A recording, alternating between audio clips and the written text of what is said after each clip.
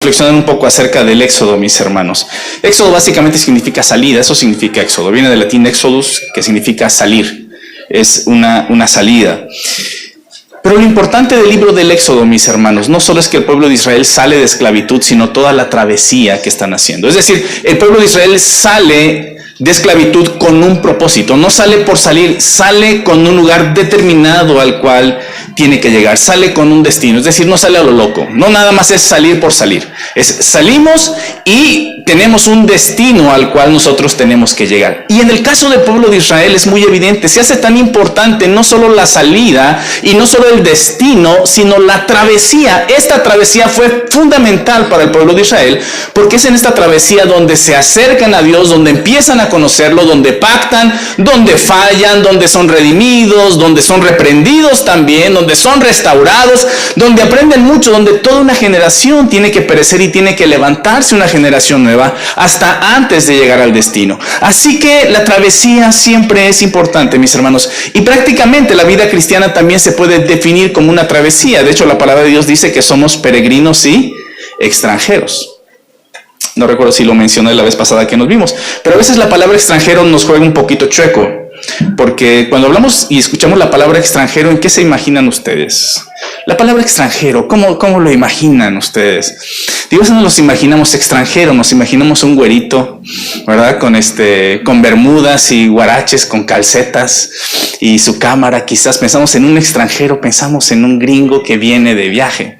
Pero si yo les digo la palabra no extranjero, sino la palabra migrante, la palabra migrante, ¿en qué piensan ustedes, hermanos? En un hondureño. Ahorita estamos... No son güeritos con bermudas y con cámara aquí colgando en el pecho, ¿verdad? No les gustan los frijoles. La pregunta es, ¿qué palabra quizás es más adecuado al contexto? ¿El pueblo de Israel eran extranjeros o eran migrantes? Eran migrantes. Estaban pasando por naciones que no los querían, por situaciones difíciles. Y Abraham era un migrante. Y la vida cristiana nos habla y nos dice que somos migrantes. Porque nuestra patria no es esta, nuestra patria es celestial. Y este mundo probablemente no nos quiera recibir. Pero no importa, nosotros vamos a nuestra patria celestial. Vamos de camino. Y yo creo que Kairos, mis hermanos, y perdónenme el atrevimiento si en ocasiones hablo de Kairos como si yo fuera parte de ustedes, pero en este momento me siento parte de ustedes. En Kairos estamos en una travesía, mis hermanos.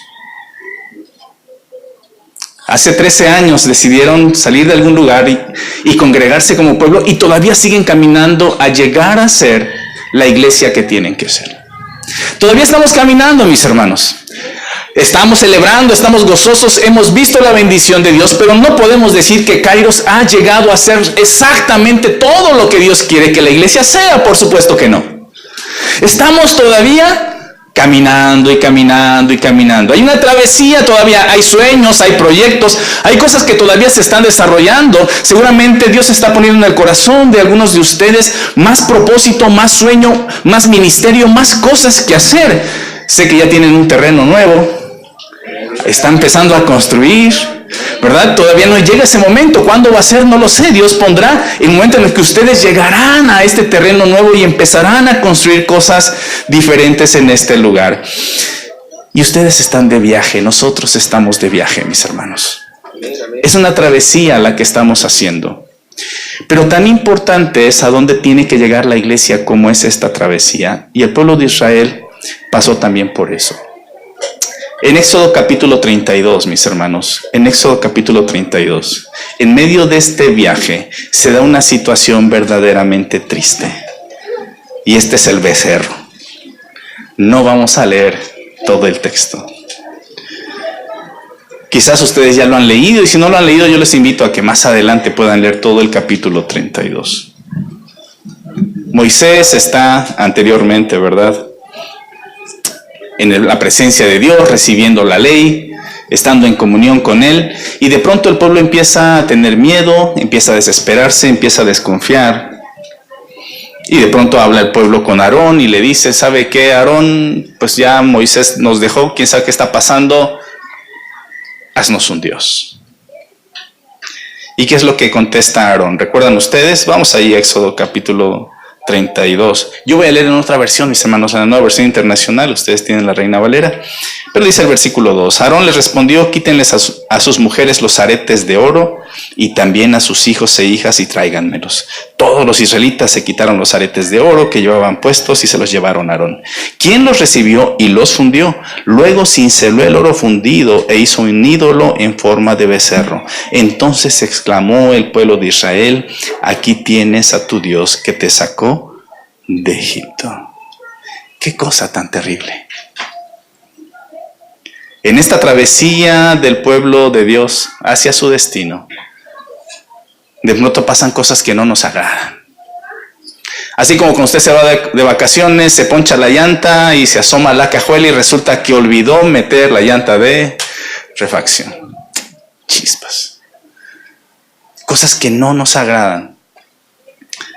Y sucede esta escena del becerro que es bien interesante. Yo no sé si ustedes se han puesto a pensar. Caray, Aarón fue escogido como sumo sacerdote. Y de pronto es este Aarón al que el pueblo le dice, oye, haznos un ídolo, haznos una imagen. ¿Y qué es lo que hace Aarón? No aparece poniendo mucha resistencia, ¿cierto? No aparece poniendo mucha resistencia, o al menos el texto no lo dice. Quizás, no lo sé, quizás tuvo miedo. No lo sé, el texto no nos dice nada. Lo que sí nos dice el texto es que rápido dice, bueno, saquen todo el oro que tengan y vamos a hacer algo. Y funda y cincela, dice, le da forma y hace un becerro y dice, este es tu Dios que te sacó. Y de pronto uno piensa, bueno, ¿cómo es que puede escoger Dios como sumo sacerdote a un hombre así? Que a la primera presión del pueblo no resiste y entonces construye un ídolo. Es decir, caray, estamos hablando de Aarón, del hermano de Moisés, uno de los personajes más importantes de este tiempo y de todo el Antiguo Testamento. ¿Cómo es posible que Dios haya escogido a una persona así para hacer la obra, para dirigir el ministerio sacerdotal? Y no es hasta que llego a la casa y en la noche me lavo los dientes y me veo al espejo y recuerdo todas las cosas que hice mal ese día, que digo, ahora entiendo por qué escogiste a Aarón. Porque yo no soy mejor que él. Porque como Aarón nos equivocamos una y otra vez. Porque con Aarón se ve la gracia de Dios para con su pueblo. Porque a pesar de todo lo que él hace, Dios le da otra oportunidad. A pesar de que no reconoce su responsabilidad, más adelante, ¿recuerdan cuando Moisés le pregunta? ¿Recuerdan cuál es la respuesta que daron? Dice, pues es que el pueblo echamos ahí el oro y salió este becerro. Dice, salió. Como que solito, ¿no? Como si él no lo hubiera hecho. A pesar de todo, Dios lo escoge a él. Y lo cierto, mis hermanos, es que este texto o esta porción es un relato verdaderamente vergonzoso.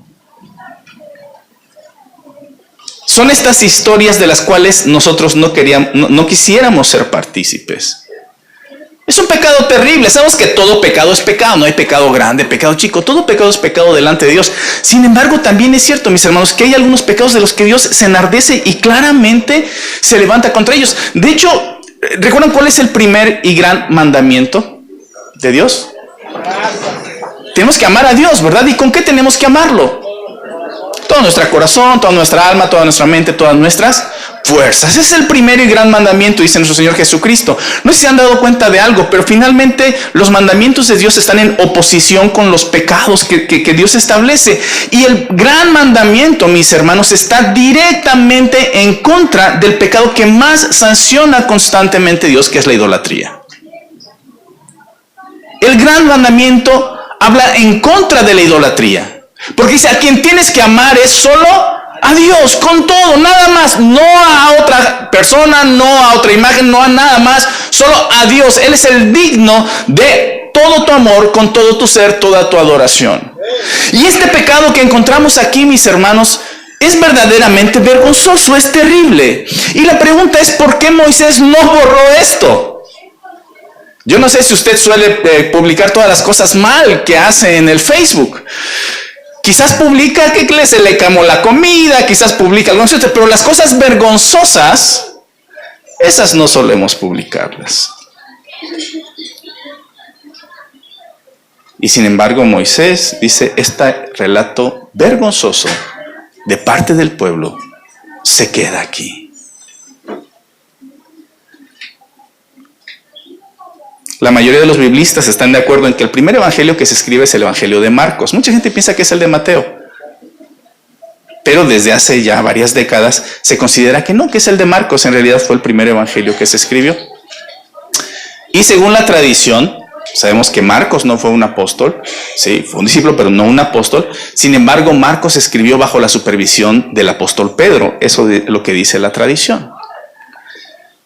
Sin embargo, hay un relato en los evangelios en donde Pedro no sale bien parado. ¿Recuerdan cuál es este? Bueno, son varios, pero el más vergonzoso, cuando van a crucificar a Jesús y lo niega. Lo niega. Imagínense a un Pedro platicándole a Marcos, ¿sabes qué? Escribe este evangelio, y que le dijera, pero esta parte no la escribas.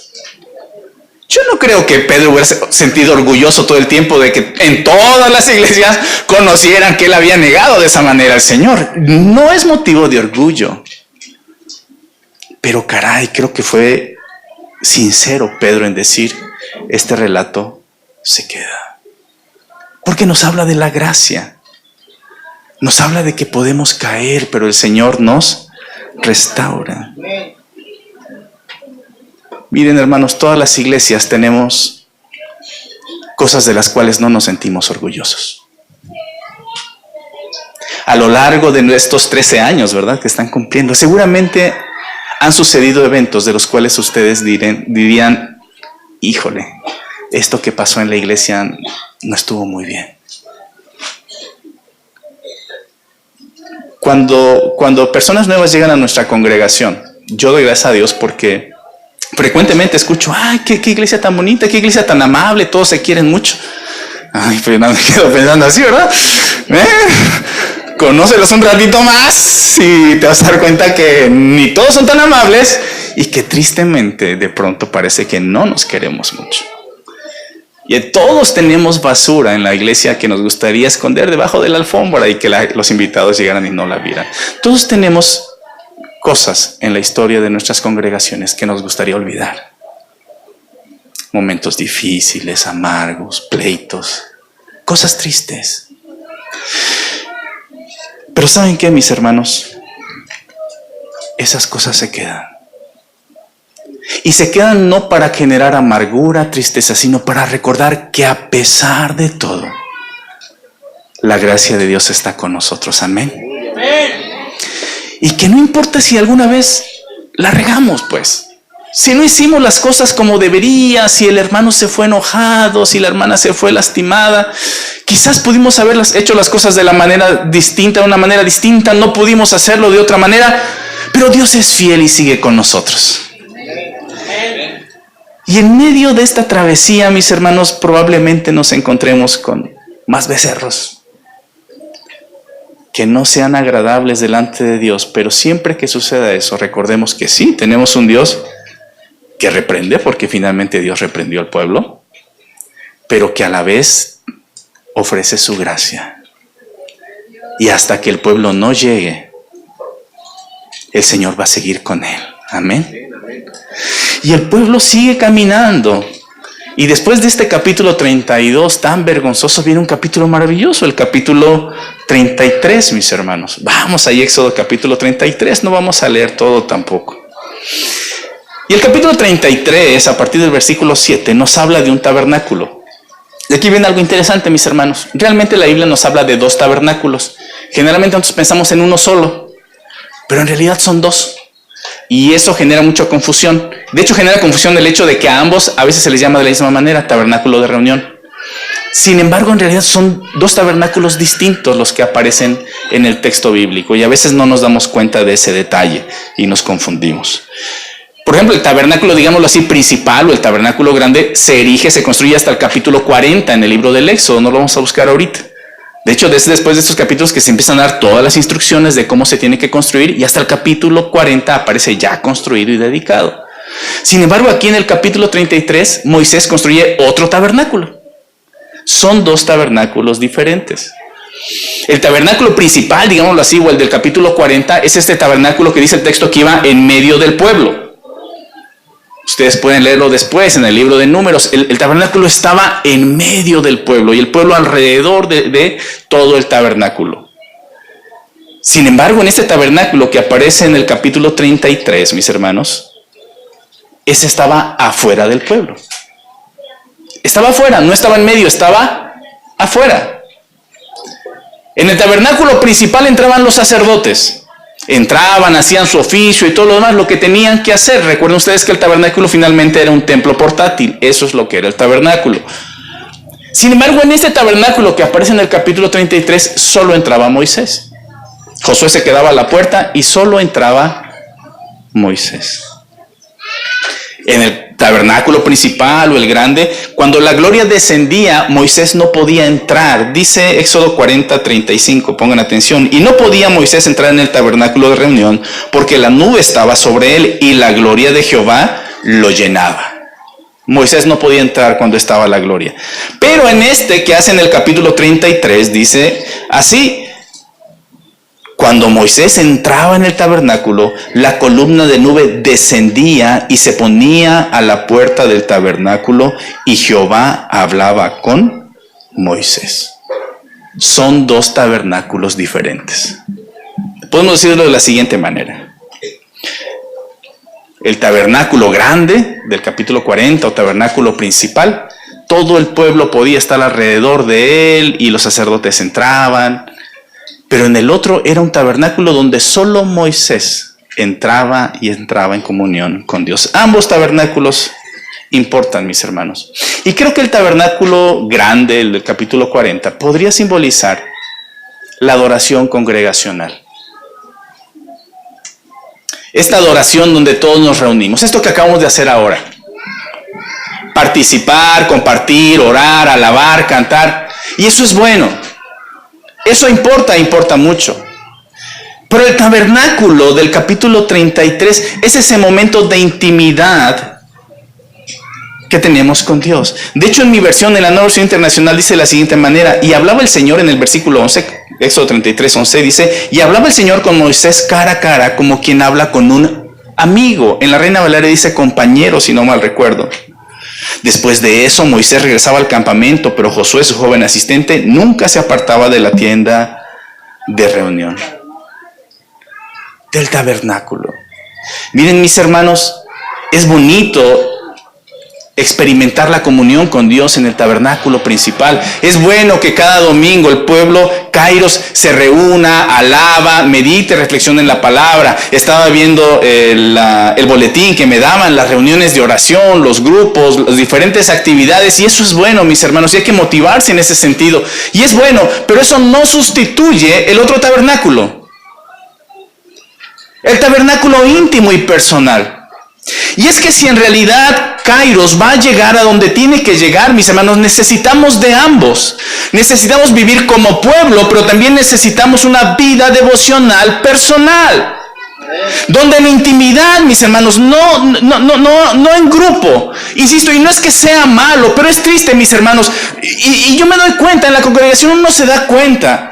Hay hermanos que solo oran cuando oran en grupo y nunca oran de manera personal. Hay hermanos que solo leen la palabra de Dios cuando están en grupo, pero nunca leen la palabra de Dios de manera personal. Y uno le pregunta, bueno, ¿cuántos capítulos de la Biblia leíste a la semana? Pues uno, el que se leyó el domingo. ¿Ah? Es el único que leen. No tomamos estos tiempos, alabamos al Señor, y yo veo cómo hermanos se gozan realmente al alabar al Señor en medio del pueblo, con los ministros de alabanza, cantando, alabando, dirigiendo. Pero la pregunta es, ¿cuándo en intimidad alabamos al Señor? Ambas partes son importantes, mi hermano, mi hermana, no te diluyas en la adoración congregacional. Es buena, es necesaria. pero no es suficiente. Dice el texto que en este tabernáculo Moisés hablaba con Dios cara a cara, como se habla con un amigo, con un compañero. Hay un canto precioso, Compañero del Camino se llama.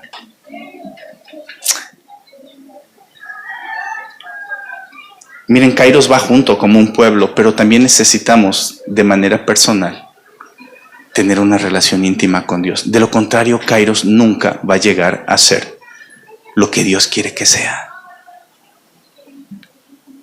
Necesitas este tabernáculo de reunión y lo necesitas urgentemente. Y más adelante, mis hermanos, aquí en Éxodo capítulo 32, aquí sí voy a hacer la lectura. Después de hacer esta tienda de reunión, dice el versículo 12 de la siguiente manera. Moisés le dijo al Señor: tú insistes en que yo debo guiar a este pueblo, pero no me has dicho quién enviarás conmigo. También me has dicho que soy tu amigo. En la Reina Valera dice que conozco tu rostro. Me parece que dice así, ¿verdad? En la Reina Valera. Dice, y que cuento con tu favor. Estoy en el versículo 12, voy a empezar el 13. Pero si realmente es así, dime qué quieres que haga. Así sabré que en verdad cuento con tu favor. Ten presente que los israelitas son tu pueblo. Yo mismo iré contigo y te daré descanso, respondió el Señor. Y el versículo 15 dice, o vas con todos nosotros, replicó Moisés, la Reina le dice conmigo, o mejor no nos hagas salir de aquí. Si no vienes con nosotros, ¿cómo vamos a saber, tu pueblo y yo, que contamos con tu favor? ¿En qué seríamos diferentes de los demás pueblos de la tierra? Y quiero que nos enfoquemos en el versículo 15 y en el versículo 16. Dice de la siguiente manera, tengo aquí en la Reina Valera. Y Moisés respondió, si tu presencia no ha de ir conmigo, no nos saques de aquí. Es interesante la manera en cómo Moisés le habla, no sé si se dieron cuenta. A mí me parece una forma un tanto hasta retadora de parte de Moisés. Si tú no vas a ir conmigo, dice, si tu presencia no ha de ir conmigo, no nos saques de aquí. Si tú no vas, nosotros no vamos. Suena un tanto retador delante de Dios. Pero es que yo creo que en realidad estas palabras nacen de la necesidad, de la desesperación, de la certeza de Moisés, de que si Dios no va con ellos, como decimos coloquialmente, no la van a hacer. Y entonces, digamos así, Moisés se planta delante de Dios. ¿Y por qué puede plantarse delante de Dios? Porque anteriormente ya tiene el otro tabernáculo donde habla con Dios como un amigo. Mientras no hablemos con Dios como un amigo, nunca vamos a tener la capacidad de hablar así como Moisés le habló a Dios, a Jehová. Si tú no vienes conmigo, no nos saques de aquí. ¿Qué palabras tan desafiantes, mis hermanos? Yo no sé cómo para cuándo tienen pensado cambiarse. Todavía no hay fecha, ¿no? Más o menos. Todavía no hay fecha. Y probablemente habrá algunos hermanos a los que tengan cierto temor. Híjoles, es que está más retirado. Híjoles, que no hay instalaciones. Siempre mudarse, mis hermanos. Una iglesia que se muda siempre genera un poco de resquemor, un poco de temor. Y eso está bien. De hecho, ¿saben qué, mis hermanos? Debería darnos pavor hacer cualquier cosa si no tenemos la seguridad de que Dios está con nosotros. Y decirle al Señor, Señor, de todo corazón, si tú no vas con nosotros, nosotros no nos movemos. Si tú no vas a estar en el proyecto que vamos a emprender, nosotros no queremos hacer nada. Si tú no vas a estar en medio de la alabanza, Señor, nosotros no queremos tocar. Si tú no me vas a acompañar a compartir la palabra, Señor, yo no voy a hablar. Y es esta necesidad, mis hermanos, imperiosa, porque este texto nos está enseñando a depender profundamente de Dios. Y es lo que le está diciendo Moisés a Dios: si tú no vas conmigo, nosotros no nos movemos. Aquí nos quedamos, nosotros no vamos. Eso es depender de Dios, es dependencia absoluta de Dios. Y en este aniversario, mis hermanos, creo que es reconocer esto: Señor, tú has estado con nosotros, porque de otra manera no estaríamos aquí. Amén. Y lo que venga más adelante, Señor, si tú no has de estar, no nos hagas salir. Si tú no nos has de acompañar, nosotros no nos vamos a mover. Pero si tú vas, nosotros vamos. Si tú te mueves, nosotros nos movemos. Si tú hablas, nosotros hablamos. Si tú te manifiestas con poder, nosotros damos testimonio de que tú estás allí. Esta iglesia no se va a mover si Dios no se mueve. Pero si Dios se mueve, entonces esta iglesia se va a mover. Porque es una dependencia absoluta de Dios. Y es que en este viaje, mis hermanos, lo necesitamos. Lo necesitamos. Sin Él no podemos. Sin Él, mis hermanos, ¿qué nos hace diferente a cualquier otro grupo? Si Dios no está con nosotros, somos como cualquier otro grupo. Dice Moisés: si tú no lo haces, seremos como cualquier pueblo. Si tu presencia no está, nosotros no nos movemos. Al final, en el capítulo 33, versículo 18, Moisés le hace una petición a Dios. Le dice: te ruego que me muestres tu gloria. Éxodo 33, 18. Te ruego que me muestres tu gloria. Y aquellos que ya leyeron esta porción, este capítulo, saben que Moisés pues le mostró su espalda. Dice: no puedes ver mi rostro, te vas a poner un huequito por allí, voy a pasar, pero vas a ver mis espaldas. Después pueden leer este texto. Moisés necesitaba esta certeza, ver la gloria de Dios. Pasa algo curioso, mis hermanos. Moisés no llegó a la tierra prometida. Moisés se quedó en el viaje. La vio de lejos, se subió a un monte y vio de lejos y Dios le mostró todo. Pero eso le bastó a Moisés. Yo creo que después de esta experiencia en el capítulo 33, después de ver lo que en el capítulo 32 hizo el pueblo y ver que Dios todavía estaba con ellos, después de esta comunión, de tener este momento de encuentro en este tabernáculo personal con Dios, y después de declararle su profunda necesidad, su profunda dependencia, estoy seguro que Moisés ya no tenía ninguna duda. El pueblo iba a llegar a donde tenía que llegar. No necesitaba él pisar con sus propias plantas esta tierra. Él sabía que Dios era fiel y que su pueblo iba a llegar. Y él muere allí sin entrar en la tierra prometida, pero con la plena certeza y la plena convicción de que Dios había sido fiel y que había sacado a un pueblo de Egipto para llevarlo a una tierra que fluye leche y miel. Amén.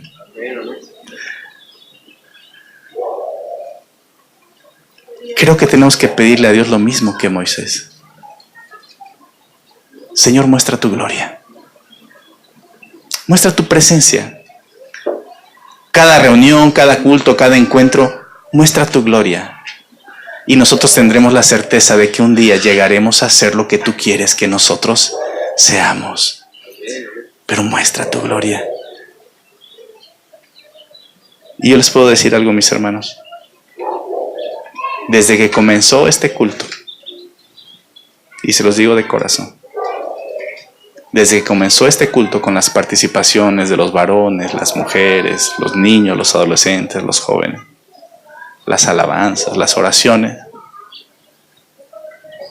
yo pude ver la gloria de Dios aquí. Y Kairos llegará a donde tiene que llegar. Amén. Vamos a orar, mis hermanos. Voy a que se pongan de pie y vamos a hacer una oración. Y le voy a pedir a mi... Hola, ¿qué tal? Te saluda tu amigo el pastor Josué Ramos de la Iglesia Centro Familiar Kairos. Y quiero agradecerte porque a lo largo de este año 2019 has estado en compañía con nosotros. Te animo para que durante el año 2020 sigas siendo parte de esta gran familia virtual. Te recuerdo que puedes encontrarnos en nuestras diferentes redes sociales como Centro Familiar Kairos, Facebook, Instagram y YouTube. La palabra de Dios nos anima a permanecer fieles a Él. Te invito para que este año tu confianza esté depositada en el Señor y puedas mirar toda la plenitud de su gloria. Este es el tiempo de Dios para ti. Dios te bendiga.